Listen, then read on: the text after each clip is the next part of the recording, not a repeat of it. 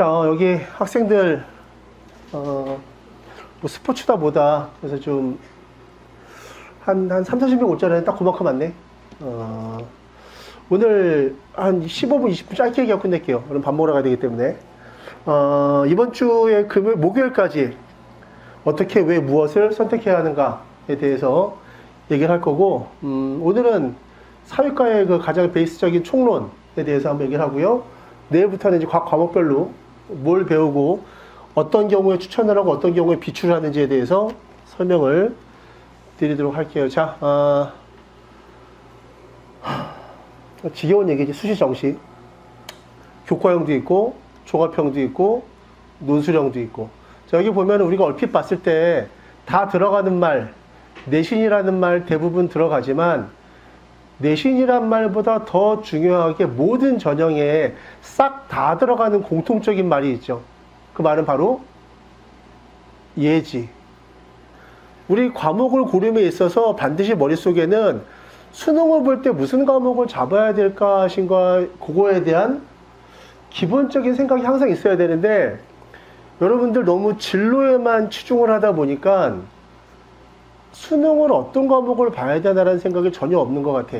그래서 이런 원리는 나중에 얘기해 줄게. 요거 지금 얘기할 시간도 아니고, 요거는 우리가 5월 30날, 31일날 이틀 동안 유튜브로 입시 설명을 한번 할 건데, 요거에 대한 원리는 다음에 얘기를 해줄게요. 근데 어쨌든 간에 중요한 건 뭐냐면은, 여러분들 반드시 대학감에 있어서 수능은 반드시 필요하다라는 거. 두 번째, 하지만 우리는 수능을 봤을 때 수능으로 대학을 간다는 개념보다는 수능으로 최저를 맞춘다는 개념이 상당히 많은 것 같아. 그래서 나 역시도 여러분들 그 대학 입시에 있어서 최저를 맞추는 정도의 수능은 반드시 필요하지 않을까라는 생각이 들어요. 최저학력이라는 건 뭘 의미하는 거지? 마치 우리 영화 볼 때 19금, 그치? 19금이라는 건 뭐니? 19살은 돼야지 볼 수 있는 거 아니야. 그럼 최저학력이라는 건 뭐지? 우리 학교에 들어오기 위해서는 너 최소한 요 정도 수능은 봐줘야지 니네가 우리 학교에 들어올 수 있어 라고 말하는 게 바로 최저학력 기준인데, 그 최저학력 기준을 맞추는데 아마 탐구가 꽤 많이 중요하게 될 거예요. 왜냐? 자, 한번 봅시다. 여러분들 흔히 말하는 주요 11개 대학, 11개 대학에서 요거 한번 볼게. 이 동그라미 친 대학들의 공통점이 있지. 혹시 뭘 것 같니? 이 동그라미의 공통점.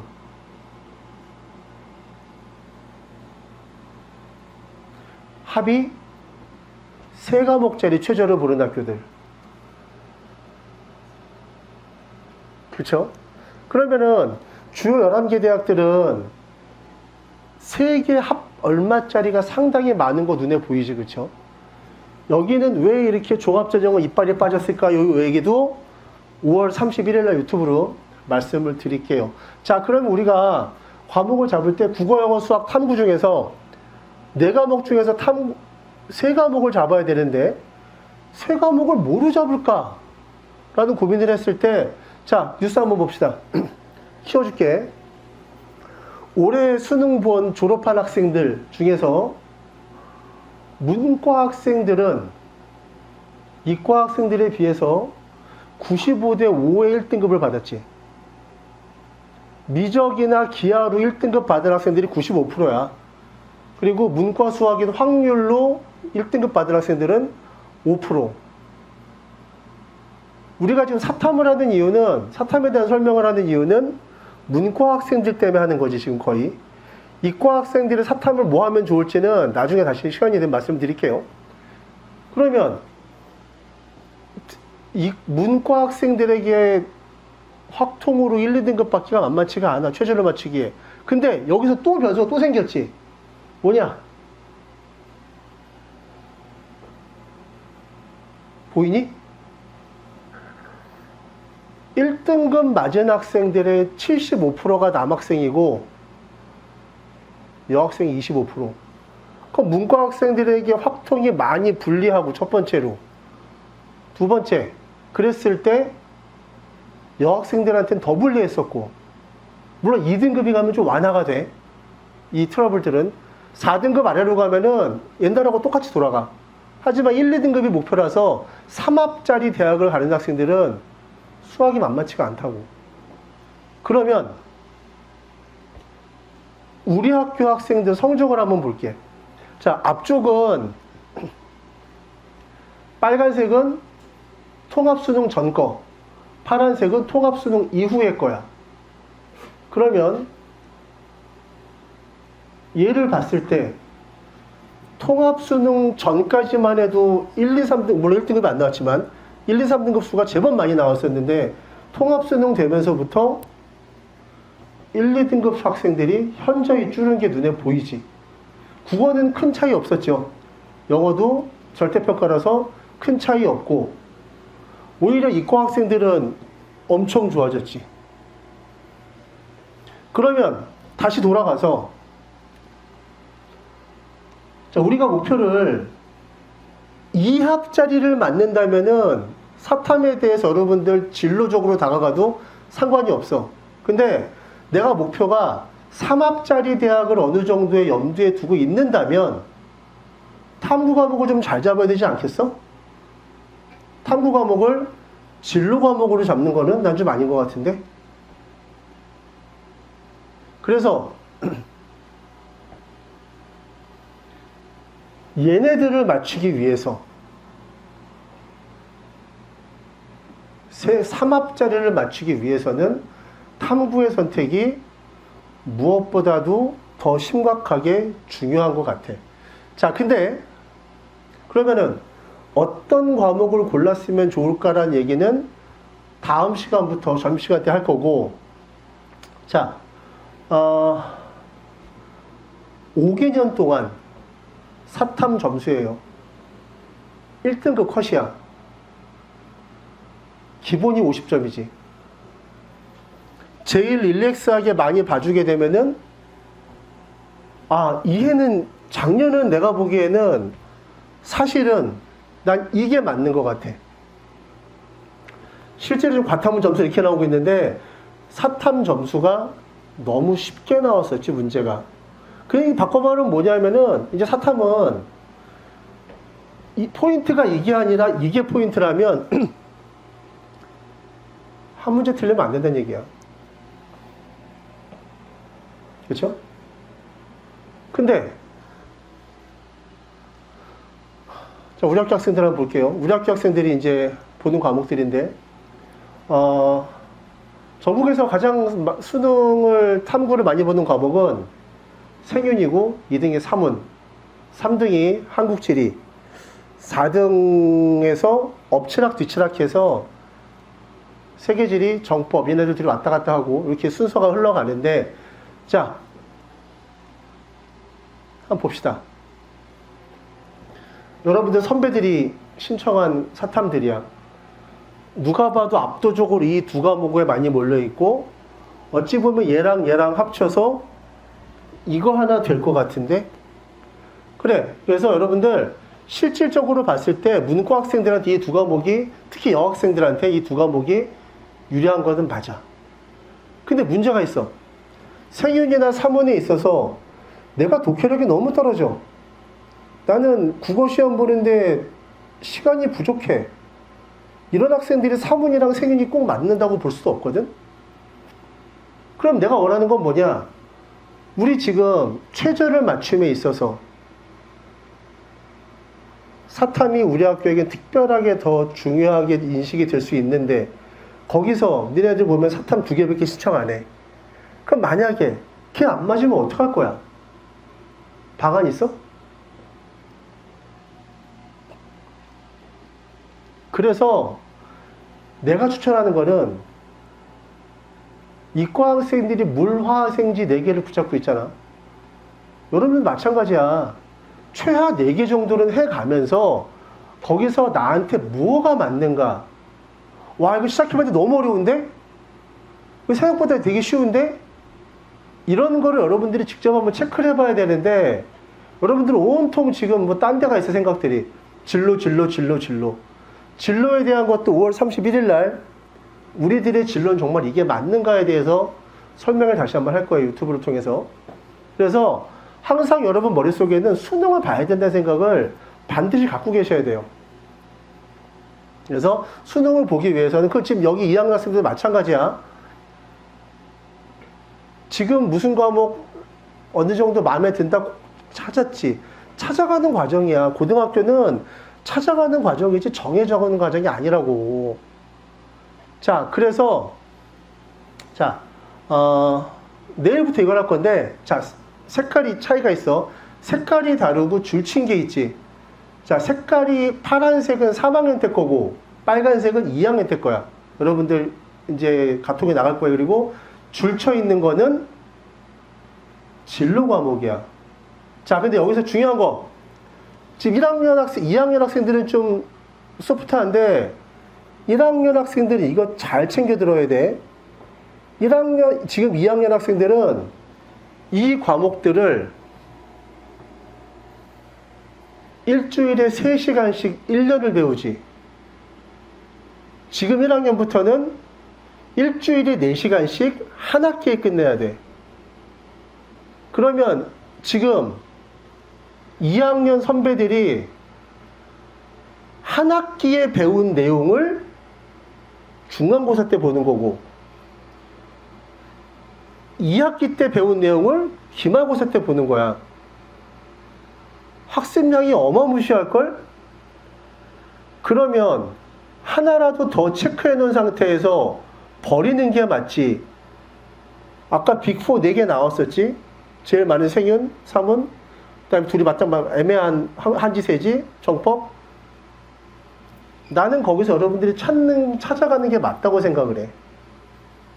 그래서 자, 이렇게 되고요. 밑줄 친 지역이해, 여지, 사문탐에 대한 내용들은 그날 선생님들이 직접 말씀을 해 주실 거예요. 그래서 다음 이 시간에는 내일이죠.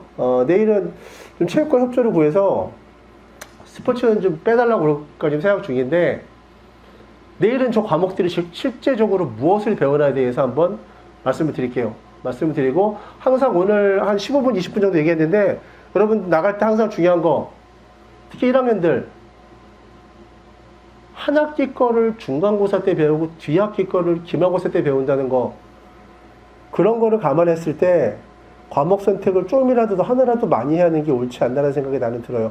자, 혹시 뭐 개인적으로 질문 있으면 남아서 하시면 되고요. 오늘 얘기 여기까지 하고 내일도 한 15분에서 20분 정도 과목에 대해서 말씀드릴게요. 자, 여기까지 하겠습니다. 어저께 했던 거는 약간 총괄이었는데 어저께 좀 많이 들었으면 좋았을 텐데, 어저께랑 좀 비슷한 것 같은데 오늘 좀 맞나?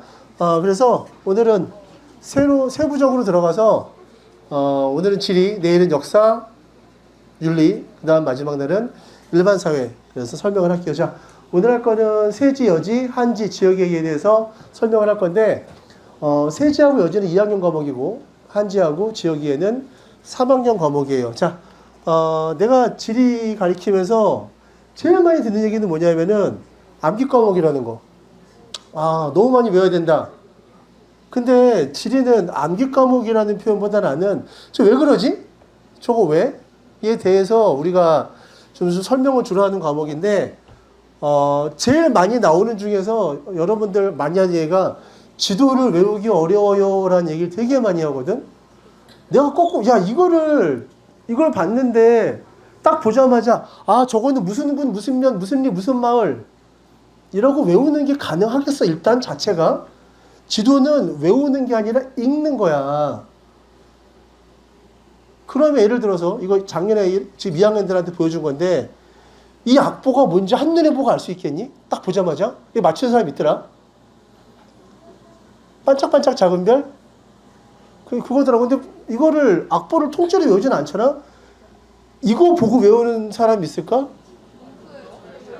이거 네가 알대. 근데 나 이게 더 신기하더라고. 이 뭉크의 절규? 진본이야. 무려 진본이야. 이거 노르웨이에 있어요. 노르웨이에. 무려 진본이야. 지리는 외우는 과목이 아니에요. 외우는 과목이 아니고, 저거 왜 그러지? 그래서 엄청나게 많은 게 엮여있는 과목인데, 여러분들은 항상 머릿속에 무엇이 있냐? 외워야 되는 과목. 근데 중요한 거는 기본적으로 외우지. 여러분들 구구단도 외웠잖아. 기본적인 건 다 외워. 근데 기본적인 거 외우는 것도 있지만 나는 여러분한테 저거 왜 그러지? 그리고 되게 많은 과목이 엮여 있는 과목. 자, 예를 한번 들어드릴게요. 지리를 배우면 뭘 할 수 있냐? 자, 저 알라딘에서 보면은 저 여자들이 입고 있는 옷, 저런 옷을 입고 있는데, 이거 여러분들 이거는 어렸을 때 이건 안 봤을 것 같아, 그렇지?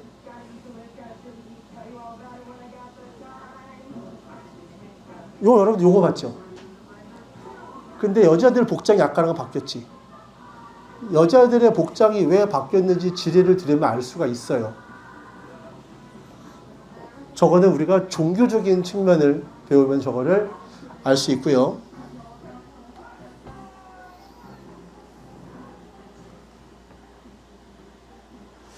영원한 화두 아닌가? 탕수육은 찍먹인지 부먹인지?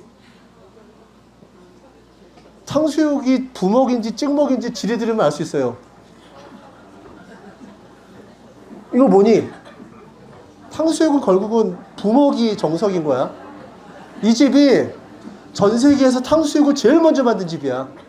이 집에서 이렇게 해서 준대. 그러면 탕수육은 뭐다?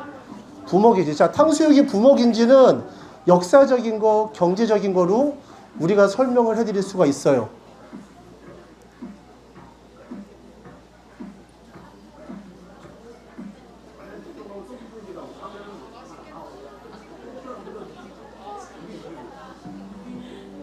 이상화는 저 남자랑 왜 저렇게 친하게 지낼까? 네덜란드 남자, 저 다리 길고 잘생긴 남자. 마음에 들어서? 저거는 우리가 기후학적으로 설명할 수 있어요. 왜 쟤네들은 친하지? 되게 친하지? 근데 쟤네 말이 통하나?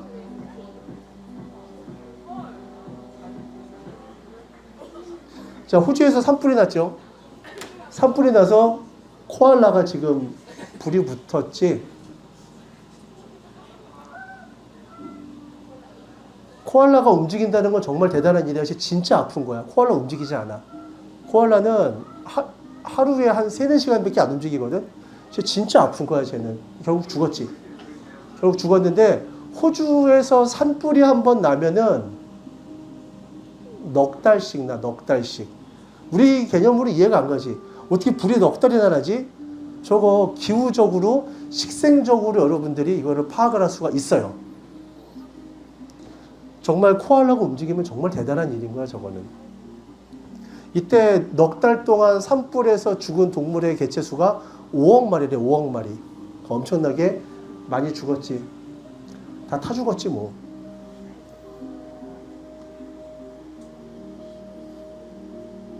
철조망에 걸려서 죽었지?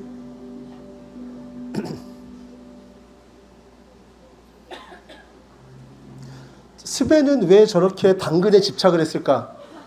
저건 우리가 툰드라 기후를 배우면 알 수 있는데 저거는 기후와 식생을 통해서 여러분들한테 아마 수업이 날아갈 거예요. 사실 저거 되게 무서운 내용이야, 그치?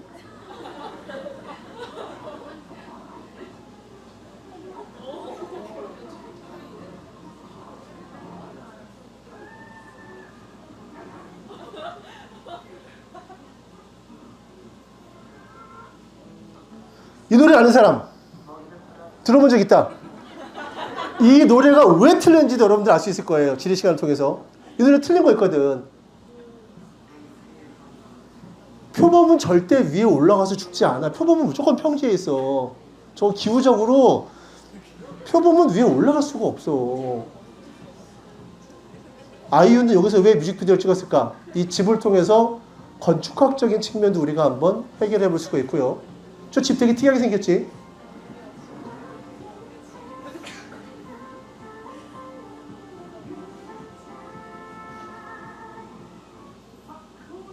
여기서 뭐가 틀렸는지도 아마 기후 시간에 여러분들한테 가르쳐 드릴 거예요, 아마. 이거 왜 틀렸는지 아니? 2학년? 기후 다 배웠는데?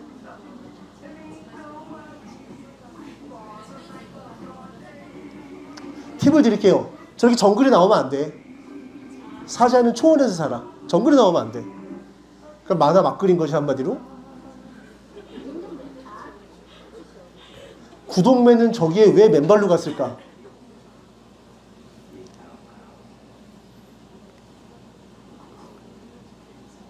저 삐거덕거리는 소리는 왜 나지?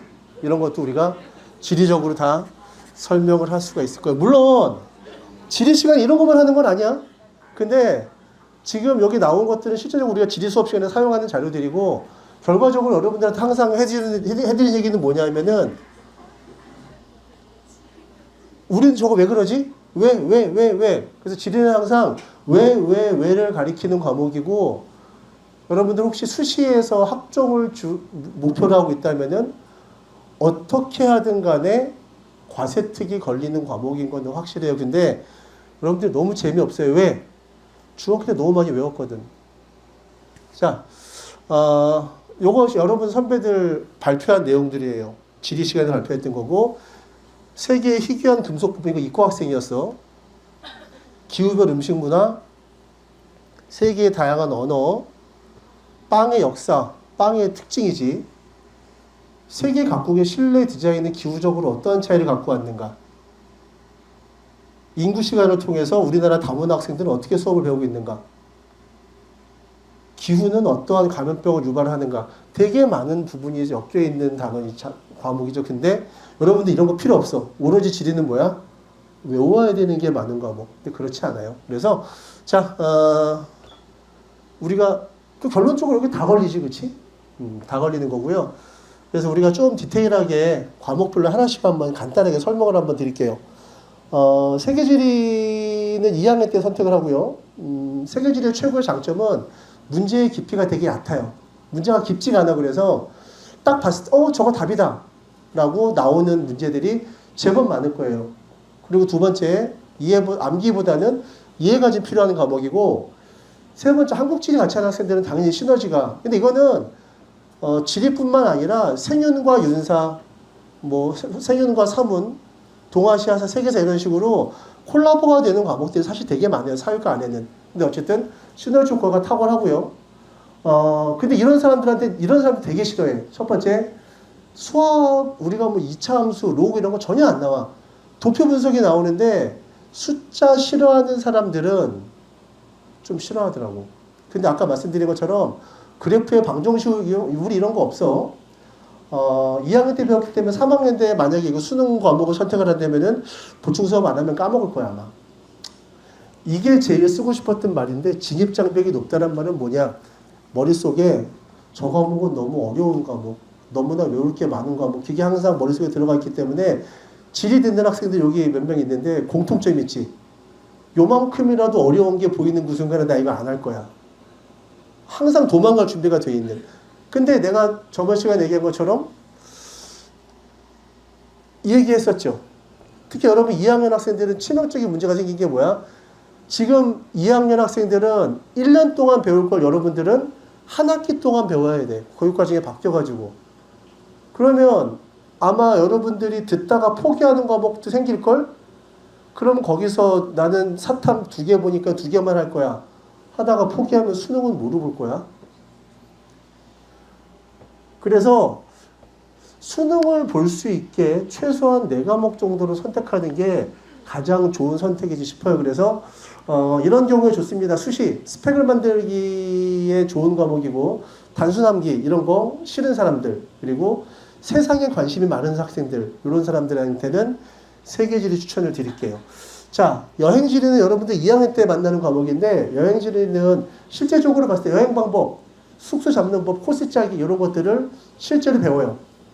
그리고 원하는 진로가 어디든지 간에 과세특 쓰기는 참 좋다. 그러니까 지리라는 과목 자체가 과세특에 되게 좀 특화되어 있는 과목인 것 같아. 문과, 이과 다 합쳐서. 근데 2학년 때 약간 그 진로 과목을 하게 되면 좀 루즈한 경향이 있긴 있지.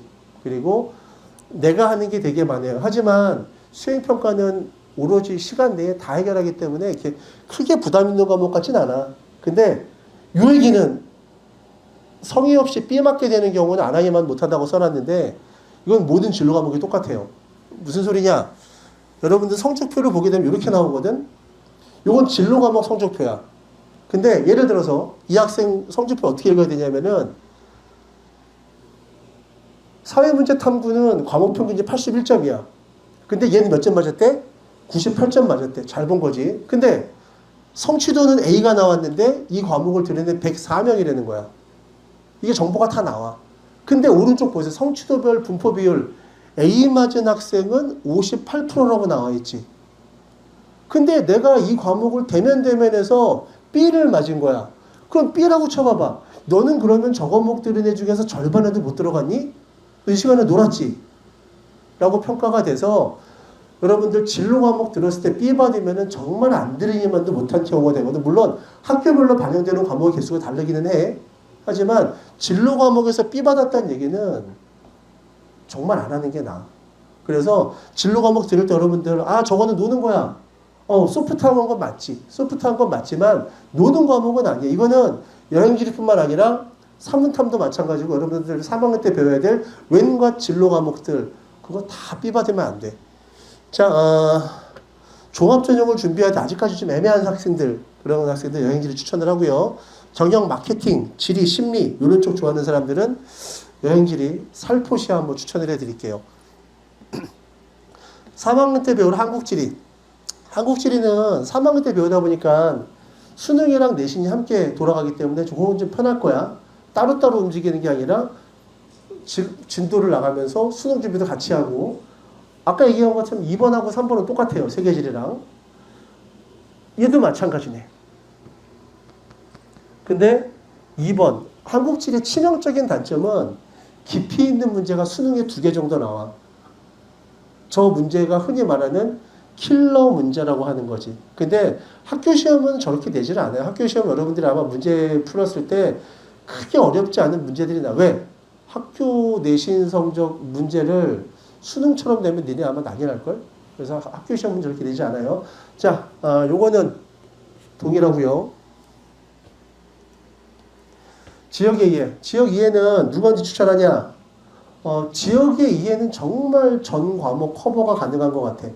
문과 이과가 있다 없다라는 기준, 나는 문과 이과 있다고 생각하거든. 근데 문과 이과 학생들한테 특히나 나중에 스펙 만들 때 가장 좋았던 과목인 것 같고 특히 3학년 이과 학생들한테는 제일 특화된 과목인 것 같아요.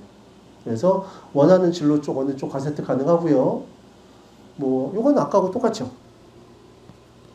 그래서 질이라는 거는 처음부터 얘기했지만 너무 외울 거 많은 거 그런 과목은 아니에요. 그래서 특히 2학년에서 배우는 지리는 아까 얘기한 것처럼 저 왜 그러지? 쟤는 왜 저래? 저 현상은 왜 나타나지? 저기 집은 왜 저렇게 지었지?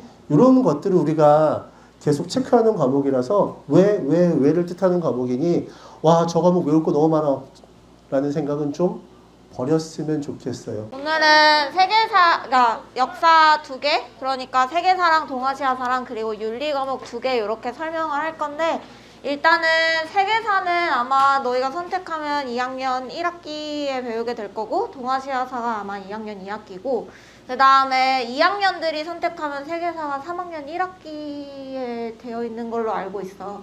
그래서 세계사는 이제 2학년이랑 이제 3학년으로 올라갈 지금 1, 2학년들이 다 들을 수 있고 동아시아사는 지금 2학년만 선택할 수 있게 되어 있는데 그러면 우리 세계사랑 동아시아사를 왜 배워야 되는지부터 시작을 해보도록 하겠습니다. 일단 역사하면 떠오르는 것들을 많이 내가 듣는 것들로 정리를 해봤는데 역사하면은 보통 재미없다 아니면 설민석 아니면은 최태성 그리고 1학년 1, 2반 애들은 내가 맨날 역사 시간에 들어가서 우리 열무를 보여줘가지고 열무를 떠올리는 사람들도 있을 거야. 그래서 역사하면은 대부분 어렵고 재미없다라고 생각을 하는데 1학년 때 배웠던 역사를 왜 2학년, 3학년 때 또 배워야 하는지 그리고 왜 역사를 배우면 뭐가 좋은지를 짤막하게 설명하고 과목 설명을 해보도록 하겠습니다. 일단 역사를 공부하면 좋은 점이 무엇이 있을까요? 라고 생각을 했을 때 한 문장으로 정리를 해보면 세상을 바라보는 관점이 조금 달라질 수 있다라고 생각을 해서 이렇게 적어보았는데 일단 한국사뿐만 아니라 세계사랑 동아시아사를 배운다는 거는 전 세계의 역사를 배운다라는 의미이기도 해. 우리가 막 깊게 연구하듯이 배우지는 않지만 그래도 겉핥기적으로 이 나라는 어떻고 저 나라는 어떤지를 배우는 과목들인데 여기에서 봤을 때 여기가 선생님이 나온 게 인도고 여기가 이제 이슬람 문화를 이야기를 하고 있는 거거든. 그래서 여기에 보면은 우리가 인도 하면 표면적으로 알고 있는 것들만 선생님이 그림으로 가지고 왔는데 이러한 것들을 이제 역사 시간에 배우고 세계사 시간에 배우고 하다 보면 뭐가 좋을까를 고민해 봤더니 생각나는 게 만약에 내가 막 진로가 꼭 역사 쪽이 아니어도 뭔가 경영으로 간다거나 경제로 간다거나 마케팅 같은 거를 가면은 이제는 한국 내에서 사람들이 물건을 사고 파는 게 아니라 전 세계에서 물건을 사고 팔잖아. 근데 만약에 내가 인도의 역사를 아예 몰라. 그리고 뭐 이슬람의 역사를 아예 몰라. 이슬람의 문화도 모르고 인도의 역사도 모르고 문화도 모르는데 내가 이제 인도에 가가지고 햄버거를 팔게 생긴 거야. 그래서 햄버거를 팔아야 되는데 햄버거 인도 사람들 소고기 안 먹거든? 근데 햄버거를 막 소고기로 만들면 인도에서 이게 잘 팔릴까? 이런 거 안 팔리겠지. 그래서 그러한 것들의 역사를 알면서 사람들이 조금 더 이 사람들은 어떤 문화를 가지고 살아가고 있고 어떤 역사 아래서 살아가고 있는지들을 알 수 있는 게 나는 역사 과목이라고 생각을 하거든. 그리고 여기 멋있지 않아? 어디일 것 같아? 내가 실제로 이 사진 한 장을 보고서 여기 오스트리아에 있는 인스부르크라는 되게 작은 도시인데 이거를 보고서 여기를 여행을 가겠다 마음을 먹은 거야. 그래서 실제로 여행을 갔다 왔거든? 진짜 딱 이 한 도시를 보고자 간 거였어. 근데 여기에 갔을 때는 사실은 저게 알프스 산맥이고 알프스 산맥을 끼고 도시가 형성되어 있어서 처음에는 갔을 때 아 멋있다 진짜 멋있다 이러면서 갔는데 실제로 여기 거리 이름을 모르고 갔는데 딱 갔는데 거리 이름이 요 마리아 테레지아라는 합스부르크 왕과 여왕의 거리였던 거야. 그래서 이거를 내가 역사를 공부 안 했으면 아 그냥 거리인가 보다 라고 하고 넘어갔을 거 아니야. 근데 뭔가 나도 이제 이거 언제 갔냐면 대학교 4학년 때 갔거든? 이때 이제 약간 역사에 뽐뿌가 올라왔을 때여가지고 딱 가가지고 보고서 막 같이 간 친구한테 설명을 해줬던 기억이 있었어. 단둘이 배낭여행을 간 거였는데 그래서 얼마 전에 이걸 준비하면서 친구한테 카톡을 했거든?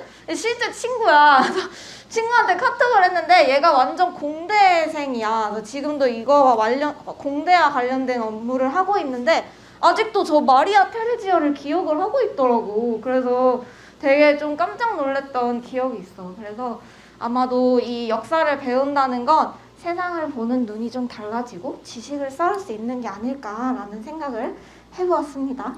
그래서 첫 번째 과목은 세계사인데 세계사는 일단 장점을 3개를 뽑자면 다양한 방면의 지식 습득이 가능하고 교양과 지식을 쌓기에 매우 좋은 과목이다 라는 생각이 들었고 그 다음에 조금 다른 과목들에 비해 암기할 양은 너무 많아. 그렇지만 암기를 좀 정확히 한다면 우리가 또 이거를 수능으로 만약에 선택을 한다면 조금 안정적으로 점수가 유지되는 과목이기도 하고 다만 암기가 많다. 그래서 이걸 다 암기했을 때만 안정적으로 점수가 유지된다라는 거고 그리고 조금 암기만 하면은 문제를 봤을 때 탁탁탁탁탁탁 풀리는 감이 있어서 조금 시간 단축에도 도움이 되는 과목이다라고 할 수 있을 것 같아.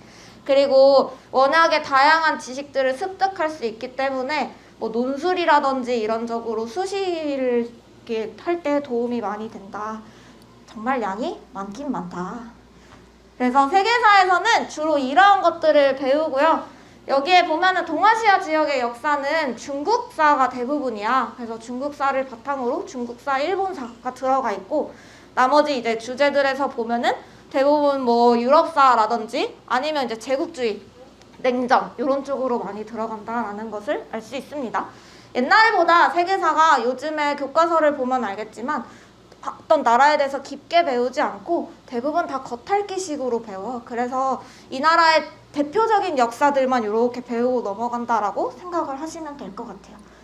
다음은 동아시아사인데 요거는 약간 좀 처음 들어보는 친구들도 있을 수 있지만 우리나라랑 우리나라 주변국의 역사에 대해서 다루는 거야. 그래서 중국사, 일본사, 한국사, 베트남사 이렇게 4개의 나라의 사를 배우고 요거의 장점이라고 할 수 있는 거는 우리가 1학년 때 한국사를 배우고 2학년으로 올라가는 거잖아. 근데 요 동아시아사 속에 한국사가 좀 많이 들어있어. 그러다 보니까 나중에 내가 이거를 수능 과목으로 선택을 했다? 라고 한다면 우리가 수능에 한국사를 필수로 보니까 그 점이 이렇게 빠지기 때문에 좀 양이 적은 편에 속한다라는 게 장점이고, 원래도 좀 양이 적은 편이긴 해. 근데 다만 이것도 암기를 해야 된다라는 점이 단점이 될 수 있고, 암기만 확실하게 한다면 세계사 마찬가지로 이렇게 풀고 넘어갈 수 있는 장점이 있는 과목이긴 해. 근데 이제 동아시아사랑 세계사랑 다 선택하는 선택자 수가 적어. 일단 이렇게 적은 이유는 뭔가 역사 덕후가 많아가지고 점수를 따기 어려울 것 같기도 하고, 그래서 이러한 단점 때문에 선택을 많이 안 하긴 하는데, 내가 딱 봤을 때 나는 암기력이 열나 좋다 이러면은 약간 한 번쯤 도전해 볼 수 있는 과목인 것 같고, 나는 조금 다양한 방면의 지식을 쌓고 싶다 이러면은 또 도전해 볼 수 있는, 그리고 뭔가 역사를 재밌어 한다라고 해도 좋아할 수 있는 과목이라고 생각을 합니다. 그래서 역사는 이렇게 두 과목을 선택할 수 있고, 다음은 윤리로 바로 넘어가겠습니다.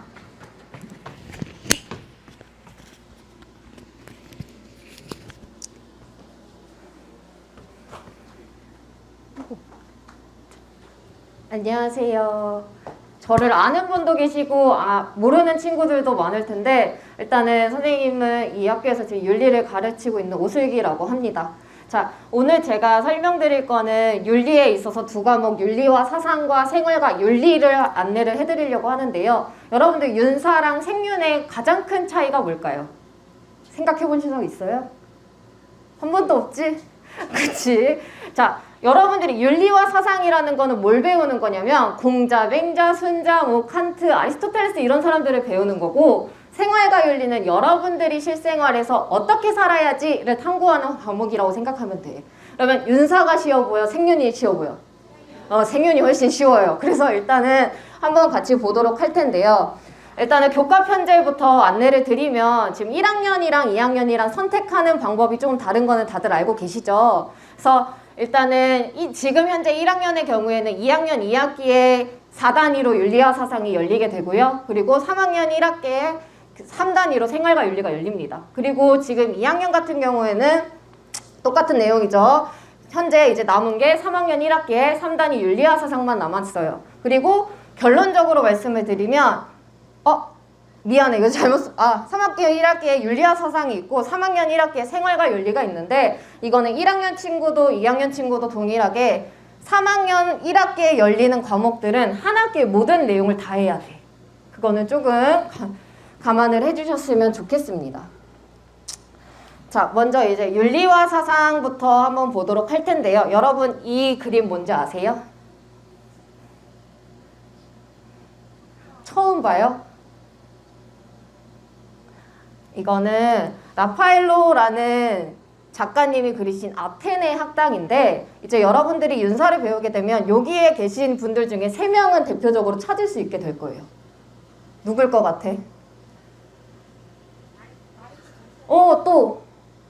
또 그리고 플라톤의 스승인 소크라테스까지 여기 사진이 있어요. 그래서 나중에 한번 같이 보도록 할 텐데요. 이 윤리와 사상은 총 크게 3가지 단원으로 동양윤리랑 뭐고 서양윤리랑 뭐고 사회사상에는 뭐가 있는지를 간단하게 본다라고 생각하시면 됩니다. 자, 여러분들 맹자에 대해서 알고 계시나요? 맹자는 인간이 선하다고 했을까요? 악하다고 했을까요? 매우 순선한 존재라고 얘기를 했어. 그러면 왜 인간은 선할까? 인간은 선한데 왜 이 세상에는 악한 행위가 벌어질까? 인간이 선하다면 그러한 사회에서 정치는 어떻게 해야 될까? 같은 것들을 동양윤리에서 배운다고 생각하시면 돼요. 그리고 두 번째로 이제 서양윤리 같은 경우에는 여러분들이 지금 익히 얘기하셨던 플라톤, 아리스토텔레스, 뭐 소크라테스 외에도 유명하신 분이 또 계시죠. 칸트 들어보셨어요? 자, 칸트는 이제 서양 윤리학에 있어서 가장 유명한 철학자 중에 한 분이신데요. 매우 칼 같은 철학을 제시한 사람으로 유명해요. 자, 여러분들이 길을 걷고 있었어. 근데 뒤에서 어떤 사람이 막 달려서 도망을 가는 거야. 그러면 우리는 무슨 생각해? 사람이 왜 뛰어가지? 하고 쳐다보는데 한참 뒤에 어떤 사람이 칼을 들고 막 쫓아 따라와. 그래서 너희들한테 물어봐. 너 방금 뛰어간 사람 어느 방향으로 갔는지 알고 있지? 당장 얘기해! 라고 했을 때 여러분들은 뭐라고 할래요?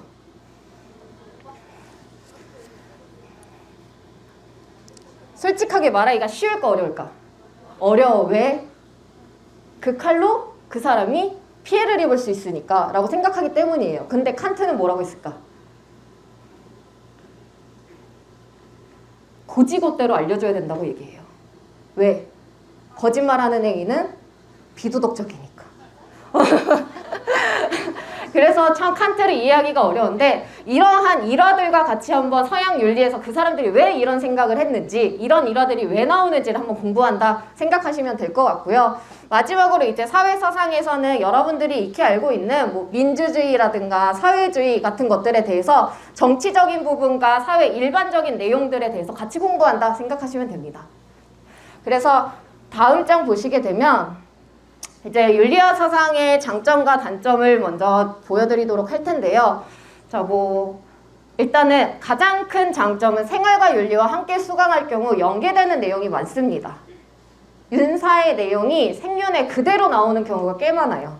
그래서 윤사를 정확히 이해하면 생윤을 나중에 하는데 내신으로든 수능으로든 꽤나 쉽게 푸실 수 있습니다.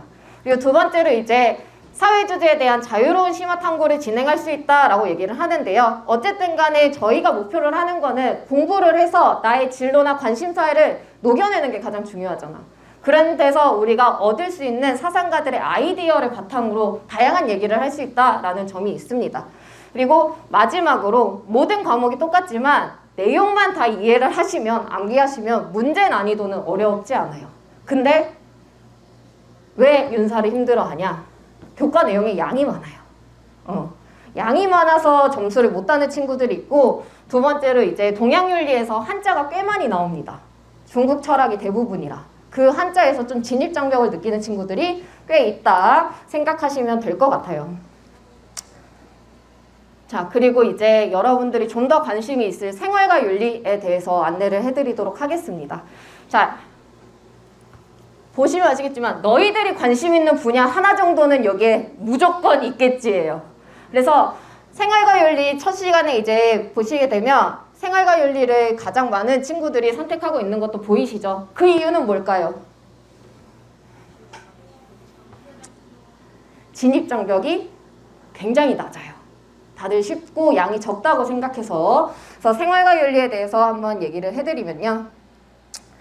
자, 일단은 이 생활과 윤리를 설명을 할 때는 각 단원에 무슨 내용이 나오는지를 설명을 한번 드리면서 여러분들의 진로와 관심사 그리고 다양한 분야들과 쉽게 엮을 수 있다는 것을 안내하고자 했습니다. 그래서 1단원에서는 일단은 어쨌든 여기에서는 윤리와 사상에 나오는 사상가들 몇 명을 배워야 돼요. 그게 기본이야. 그러고서 2단원부터는 이제 정말 실생활 속에서 윤리가 어떻게 적용을 할 수 있는가를 배웁니다. 첫 번째는 생명윤리예요. 여러분들 요즘에 이과나 의대, 약학 이런 것 쪽 관심 많은 친구들 많죠? 간호학도 있고 그리고 사랑과 성의 윤리 그리고 인간의 삶과 죽음에 대해서 한번 얘기를 해보는 게 2단원이다 생각하시면 되고요. 3단원 같은 경우는 이제 사회복지, 형벌, 시민불복종 그리고 분배에 대해서 보는 시간이 있다라고 생각하시면 됩니다. 그리고 4단원 같은 경우는 지금 현재에도 굉장한 큰 문제인 환경 파괴와 관련된 환경윤리에 대해서 얘기를 할 거예요. 지속가능한 발전뿐만 아니라 이러한 환경을 해결하기 위한 과학기술과 정보기술도 있는데 우리가 기술에 대한 어떤 태도를 지니는 게 가장 중요한가를 얘기를 한다. 그리고 5단원 같은 경우는 예술윤리라고 해서 예술과 다문화, 종교윤리, 미디어윤리 등 다양한 사회 문화에 대한 관점을 공부를 하며 6단원에서는 국제관계와 평화에 대해서 공부를 한다 생각하시면 돼요. 그래서 이러한 1단원부터 6단원을 3학년 1학기에 다 끝내야 돼서 사실 수업은 널널하지는 않아요. 그거는 솔직하게 말씀을 드릴게요. 널널하진 않는데 이러한 생활과 윤리의 장점과 단점을 말씀을 드리자면 가장 명확하죠. 교과 선택자와 수능 선택자가 많다입니다. 그래서 내신 등급 인원수가 확보가 되고 수능 선택으로 선정하는 학생들이 많으며 이러한 교과 선택자 중에 수능과 같이 연계하는 친구들이 많아서 3학년 때 준비하기가 매우 수월해요.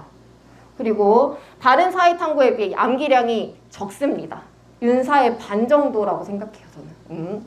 그리고 진로에 따라 다양한 이런 단원들이 있듯이 다양한 활동 및 글을 작성할 수 있으나 단점은 선택자가 많기 때문에 수능 표준 점수의 확보에 유리하진 않으며 1, 2등급을 가르는 킬러 문제가 존재하고 중학교 이후 처음 하는 도덕으로 인해 적응하기 어려워하는 친구들이 있다입니다. 근데 선생님이 생활과 윤리 첫 시간에 항상 말씀을 드리는 건데 여러분들이 만약에 1단원부터 6단원까지 제대로만 공부를 하시면 사실 3등급은 따기 쉬워요. 나는 근데 솔직하게 얘기해 줄 거야. 3등급은 따기 쉬운데 여러분들이 그 이상을 원하신다면 정말 많은 공부가 필요한 과목이긴 합니다. 그래서 잘 생각을 해보시면 좋을 것 같고요. 오늘 설명은 여기까지고 개인적으로 질문 있으신 분들은 지미쌤이나 선생님한테 와서 문의해 주시면 될 것 같아요. 자, 그럼 우리 마지막 일반 사회 교과목 설명을 시작하겠습니다. 자, 우리가 오늘 볼 과목은요. 사회문화, 정치화법, 경제, 국제경제, 사회문제 탐구. 선생님이 소개할 과목 이렇게 5개입니다. 자, 우리 이거 계속 앞에서 이야기했었는데 지금 1학년들하고 지금 2학년들하고 교육 과정이 조금 다릅니다. 지금 1학년들의 경우에 사회 과목을 선택할 수 있는 거는 이렇게 생겼어요. 자, 1학기 때 이렇게 4과목, 2학기 때 선택할 수 있는 거 각각 학기별로 다르게 열립니다. 그리고 3학년 선택 과목 4개 있어요. 그래서 각각의 내가 어떤 걸 선택할지 좀 흐름을 전반적으로 생각하시면 좋겠고요. 선생님이 소개할 과목은 이렇게 지금 체크되어 있는 것들입니다. 여기서 여러분들이 하나 신경 써야 될 거는요. 국제경제 같은 경우. 지금 국제경제는 2학년 2학기에만 열리고요.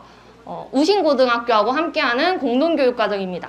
근데 아무래도 앞에 국제가 붙었죠. 그러니까 국제경제를 들으려면 뭐가 조금 알아야 될까? 뭐를 알아야 될까? 그쵸, 경제를 알아야겠죠. 그래서 국제경제를 들을 생각이 있다 하는 친구들은 1학기 때 경제를 선택하기를 권합니다. 나머지 과목은 뭐 위기가 있는 과목은 아니니까 흥미 있는 거 위주로 선택하시면 됩니다. 그리고 이 중에서 국제경제하고 사회문제탐구는 진로 과목. 여러분들 진로 과목 어떤 과목인지 알고 계시죠? 지금 2학년들의 경우에는 교육과정이 이렇게 되어 있어요. 사회 과목을 선택할 수 있는 거 3학년에 올라가서는 저만큼 중에 여러분들이 선택하게 되는데 2학년 건 이미 선택해서 잘 듣고 있죠? 자, 그래서 2학년의 경우에 국제경제를 선택한 친구들은 사실 3학년 때 경제 과목이 열려 있어서 약간 뒤바뀌어 있긴 합니다. 근데 물어보니까 교육과정상 어쩔 수 없잖아요. 지금 경제가 3학년에 열려 있고 국제경제를 2학년에 들을 수밖에 없었던 거잖아요. 그래서 이런 경우에는 여러분들이 국제경제를 어떻게 잘 열심히 수강했는지 성적하고 세부능력 특기사항을 중심으로 본다고 합니다. 그래서 그런 점 좀 참고하시면 좋겠고, 마찬가지로 2학년도 국제경제랑 사회문제탐구가 진로 과목입니다. 자, 먼저 정치화법부터 설명하도록 하겠습니다. 자, 정치화법이라는 과목은요, 정치, 법 딱 이렇게 두 파트로 나누어져 있습니다. 그래서 장점 3가지 먼저 살펴보면은 뭐 수능이든 뭐 내신이든 어쨌든 출제하는 방향이 좀 명확하다는 거, 뭔가 딱딱딱 구분되어져 있다라는 게 공부하기 좀 편한 친구들은 이런 점들이 편할 거예요. 그리고 두 번째로는 일단 재밌다라고 말하는 친구들이 있어요. 왜 재밌냐? 우리 생활하고 되게 밀접해 있는 내용들을 배워서, 또 우리 뭐 드라마나 영화에서 법과 관련된 거, 정치 관련된 거 보잖아요. 그런 거 보면은 좀 재밌다라고 말하는 친구들이 꽤 있습니다. 그래서 일상생활에 대한 사례 같은 것도 많이 보기 때문에 그런 점에서 흥미가 높을 수 있다는 거. 그리고 세 번째는 암기 바탕의 사례 기반의 형식으로 문제가 출제가 많이 됩니다. 그래서 선생님 저 외우는 거 좀 자신 있어요 하는 친구들은 정치화법 선택하면은 해볼만 할 거예요. 대신에 상대적으로 양은 조금 많긴 합니다. 총 6개의 단원으로 되어 있거든요. 이제 사회문화 같은 경우에는 5개 단원이고, 그래서 사회문화랑 정치화법을 비교하자면은 양은 정치화법이 좀 더 많습니다. 그리고 용어 자체도 좀 어려울 수 있어요. 뭐 기소, 기소유예, 뭐 이런 것들이 여러분들이 잘 쓰지 않는 단어들을 배우다 보니까 그런 게 좀 어려울 수 있다는 거. 그래서 내가 외우려고 하는데 뭔 말인지를 몰라서 못 외워. 그래서 일단 단어부터도 알아봐야 되고 그 다음에 외우고 이런 거에서 양이 좀 많을 수 있다. 그리고 이제 수능 과목으로 만약에 정치화법을 본다고 하면은 1, 2등급은 조금 탄탄한 편입니다. 정치화법에 덕후들이 좀 있어요. 그래서 재밌어하는 친구들이 이 과목을 굉장히 열심히 깊게 파기 때문에 약간 1, 2등급은 좀 탄탄하다. 대신 내가 그 등급이 나온다? 그럼 계속 그 등급이 거의 유지되는 편이긴 합니다. 그래서 하는 만큼 나오는 과목이 정치화법이에요. 그리고 세 번째로 선거구 표계산 문제. 여러분들 계산, 수학 이런 것 좀 힘들어하는 친구들도 있는데 그냥 문제 자체에 표가 있으니까 힘들다 이렇게 보는 친구들이 있어요. 근데 어떤 과목이는 사실 킬러 문제는 있고요.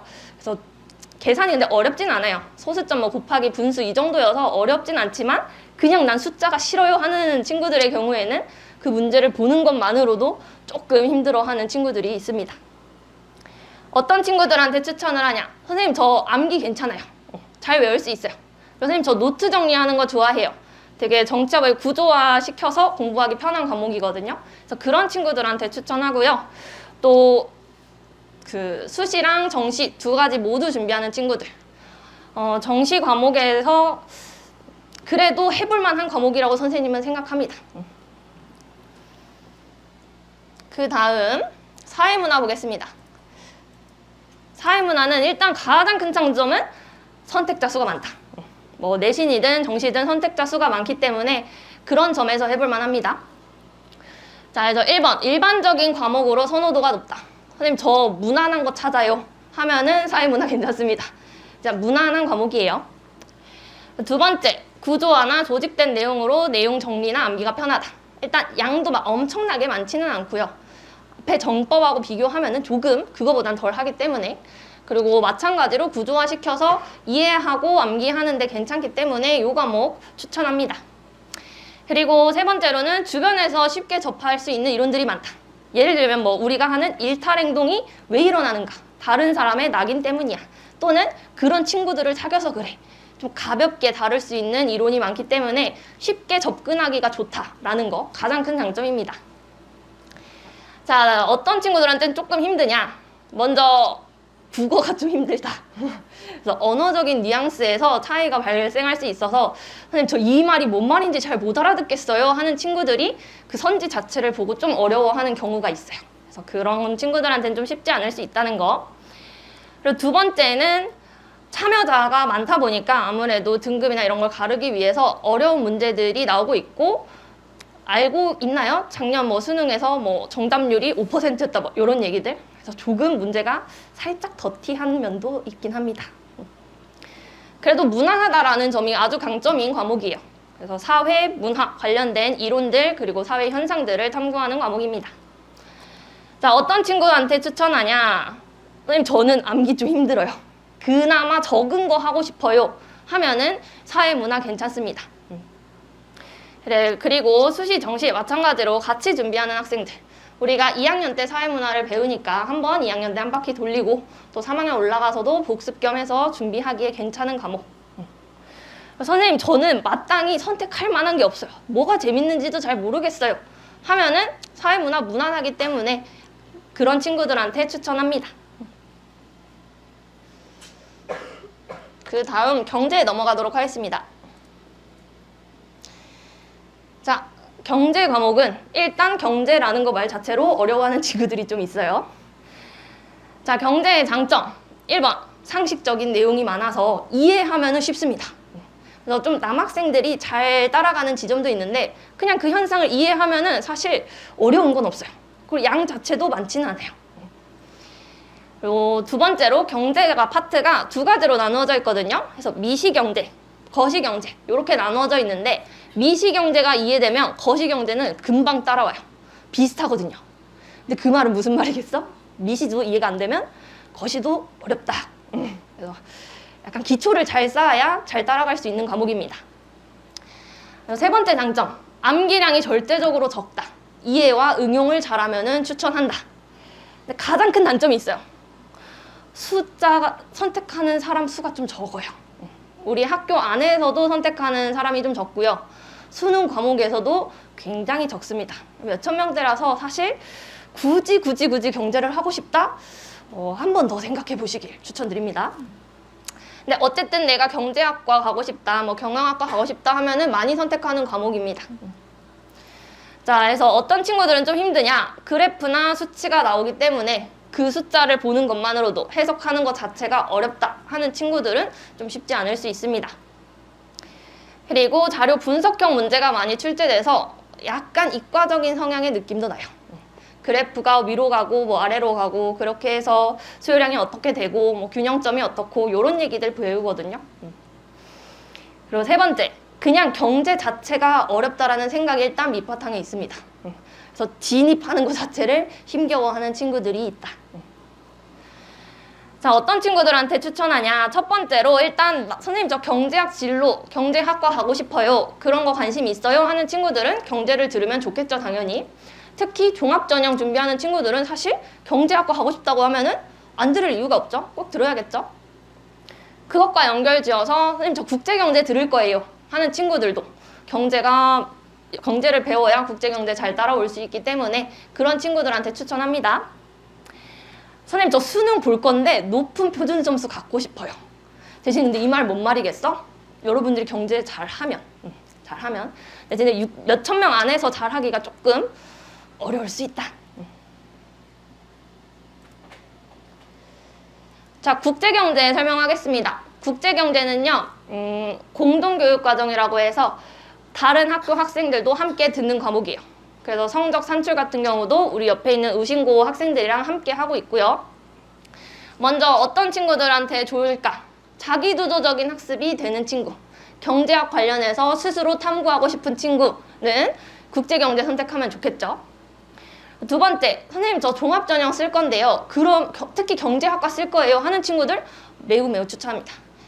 일단 공동교육과정이라는 것 자체가 내가 따로 우리 학교에 없기 때문에 신청해서 듣는다라는 전제가 깔려 있어요.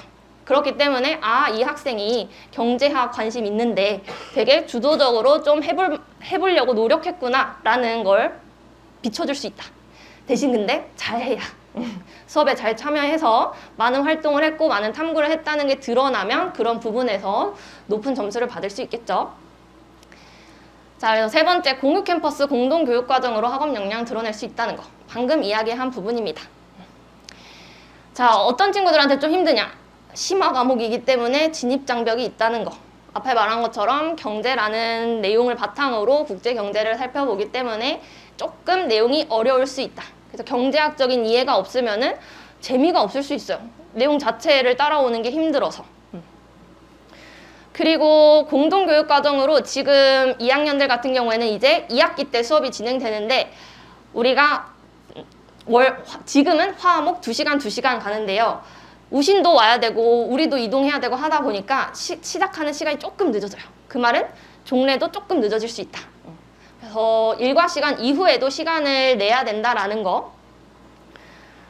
자, 어떤 친구들한테 추천하냐? 종합전형 준비하는데 선생님 저 국제계열 또는 경제학과 가고 싶어요 하는 친구들은 국제경제 과목을 수강하시면 좋겠습니다. 일단 진로 과목이니까 성적에 대한 부담이 덜하고 내가 좀 주도적으로 탐구할 수 있다는 거에서 큰 장점이 있는 과목입니다.